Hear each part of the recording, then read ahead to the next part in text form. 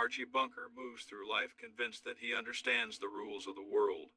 But during this stretch of time, the universe seems determined to ambush him at every turn. What begins as an ordinary cab ride becomes the first domino in a series of events that force him to reckon with everything he thinks he knows about heroism, gender, family, work, and himself. The cab ride starts out like any other Archie, complaining, the city buzzing, but suddenly a fellow passenger collapses across the seat, unconscious and frighteningly still. The driver panics, bystanders freeze, and Archie, who loudly insists he wants nothing to do with anyone else's problems, becomes the only person capable of acting.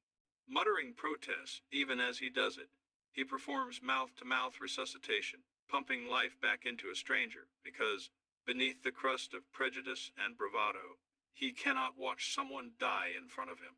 The ambulance arrives, the victim is taken away, and Archie bolts back to the neighborhood bar, determined to retell the incident in a way that preserves his dignity. At the bar, Archie becomes his own narrator, embellishing and editing the story so that he appears reluctant but noble. His friends, while impressed, treat the entire moment with the casual humor of working-class camaraderie. They offer him free drinks, but only up to two, because nothing heroic should get in the way of keeping the bar open. A reporter appears, sniffing out a feel-good story for a local human interest column. The moment Archie hears there is a cash prize attached to being Citizen of the Week, he stops pretending modesty and leans into the attention. In Archie's mind, heroism is bearable only when it comes with tangible reward. He crafts the version of events he wants printed, holding tightly to the only narrative that still feels comfortable. But his script falls apart when Beverly LaSalle, the person whose life he saved, walks into the bar. Elegant, poised, and unapologetically herself, she approaches Archie with gratitude, affection, and a confidence that overwhelms his carefully rehearsed story. She is not simply the lady in distress he imagined. She is a performer, glamorous and theatrical, someone who lives boldly and without apology. When Edith later invites her to the bunker home, Beverly calmly explains that she is a performer who was born male and presents female on stage and often in daily life. Her revelation forces the entire family to confront realities they have never talked about. Edith responds with pure, instinctive kindness, confused at moments, but always gentle. Archie reacts with the emotional equivalent of a short circuit. His prejudices and self-image collide, and he is left in a kind of comic paralysis. Archie's confusion exposes a deeper truth. When stripped of labels, he saved a human being. The simplicity of that act stands in stark contrast to the complexity he tries to build around it. Beverly's presence becomes a mirror, reflecting back the parts of himself Archie would rather not see: his contradictions, his fears, his capacity for compassion, and the limits of his worldview. Through her warmth and dignity, she becomes both a catalyst for growth and an unexpected threat to Archie's sense of control. Yet as Archie grapples with the outside world challenging his identity, a far more intimate upheaval unfolds under his own roof. Gloria, his daughter, learns she is pregnant, and what should be a moment of pure joy instead unravels into fear, confusion, and panic. Michael, her husband, reacts not with celebration but with intellectual dread. Obsessed with global issues like overpopulation, ecological collapse, and energy scarcity, he responds to the pregnancy as an ethical dilemma rather than a human experience. Gloria hears his arguments, not as thoughtful concerns, but as rejection. Rejection of her, of their marriage, of the baby. The person she thought she knew becomes suddenly distant, all head and no heart. Overwhelmed, Gloria seeks advice from Irene, a neighbor whose calm, thoughtful presence acts as a counterpoint to the chaos in her own home. Irene listens without judgment, acknowledging the extremely personal nature of bringing a child into the world. She reminds Gloria that no one can make the decision for her, not her husband, not her parents, not society. Gloria's turmoil sharpens as she confronts the possibility that she may have to consider this choice alone. The emotional stakes rise when Edith enters the discussion. Though she supports women's rights in theory, the thought of her daughter ending a pregnancy awakens something deeply maternal in her. She admits, with trembling honesty, that while arguments on television are easy to agree with, the reality of her own daughter's unborn child makes every idea suddenly complicated. Edith's heart leads. even when her mind is uncertain. As mother and daughter talk, Gloria's fear boils over. She worries Michael may never fully accept the pregnancy, that she will bring a child into a fractured household, that becoming a mother means losing herself. When Archie walks in on the scene, he initially reacts with impatience, too many emotions, too much noise, and not enough clarity. But when Edith urges him to listen, something in him softens. He begins recounting memories he has never shared, stories of walking Gloria to school, of watching her from half a block away because she was too scared to go alone, of stumbling over trash cans because he couldn't take his eyes off her.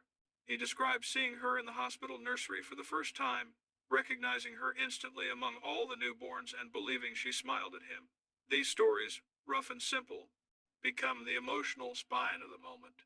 Archie is not always gentle, not always wise, but the love he carries for his daughter is real and raw, a truth he expresses in the only language he knows: nostalgia and stubborn affection. Meanwhile, Michael wanders the streets, wrestling with fears he barely understands. He imagines himself failing as a father, losing his academic dreams, letting the world down by contributing to its population. His anxiety becomes a kind of paralysis. When he returns home, the living room is charged with expectation. Gloria demands honesty. If Michael wants a future with her, he must speak truthfully. Stripped of his intellectual armor, he finally admits what has been buried under fear. He wants the baby. He loves Gloria, and he is terrified not because he does not want to be a father, but because a responsibility overwhelms him. This confession shifts the atmosphere instantly. Edith glows with relief, envisioning herself as a grandmother at long last, while Archie mutters and grumbles but clearly approves. The tension that threatened to split the family loosens, replaced by something fragile but hopeful. Yet even as the bunkers navigate pregnancy, identity, and emotion, another battle brews in Archie's world, one connected to work, pride, and the shifting landscape of gender roles. A foreman position at his workplace is opening up, and Archie is convinced the job belongs to him. In his mind, seniority and loyalty guarantee advancement. But whispers reach him. Management might be considering a woman, possibly his own neighbor Irene, for the role. For Archie, this feels like a personal attack on the natural order. At dinner, he launches into colorful monologues about cave women, domesticity, and the supposed biological destiny of women to remain in the home. His arguments are outdated, comical, and deeply insecure. Michael challenges him with logic, but Archie refuses logic when panic is involved. It is not just that Irene might get the job, it is that the world seems to be reshaping itself without Archie's permission. As they bicker, Archie's longtime co-worker, Elmo, unexpectedly arrives. In 20 years of friendship, he has never once visited Archie's home. His appearance is both comical and significant, a crack in the rigid boundaries of Archie's world. Elmo brings news that the boss is launching a charity initiative and hints that volunteering early might earn someone favor for the promotion. For Archie, this becomes a strategic mission. Outgive everyone else, curry favor, protect his place in the hierarchy. The idea that he must now compete not only with men but with women, and that he must prove loyalty through charity rather than hard labor, reveals how deeply threatened he feels. As all these threads weave together, a portrait forms of a man standing in the middle of a cultural earthquake. Archie wants to believe the world can stay the way he remembers it, but Beverly shows him identity is wider than he imagines. Gloria's pregnancy shows him the next generation will make choices he cannot control. Michael's crisis shows that intellect is useless without empathy.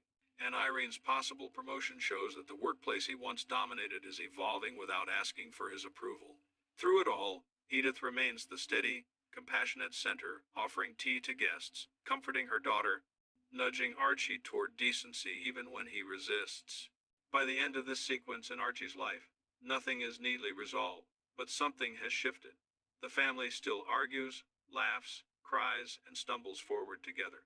Archie is still stubborn, still prejudiced, still loud, but he has been pushed, pulled, and nudged by circumstances into revealing the heart he tries so hard to hide. Beverly's gratitude shows he is capable of humanity beyond his biases. Gloria's need shows he can still be a father who steps up when it matters. Michael's confession shows that fear can transform into love when honesty enters the room. And the looming promotion at work shows that the world will keep changing whether Archie welcomes it or not. The final impression is not one of resolution, but of evolution. Life keeps coming unexpected strangers, unexpected pregnancies, unexpected threats to job security, and the bunkers move through it all messily, imperfectly, and with a surprising amount of love hidden beneath the noise. In that chaotic blend of humor and conflict, the story reveals not only who they are, but who they might become if they keep allowing life to push them out of the narrow boxes they have built.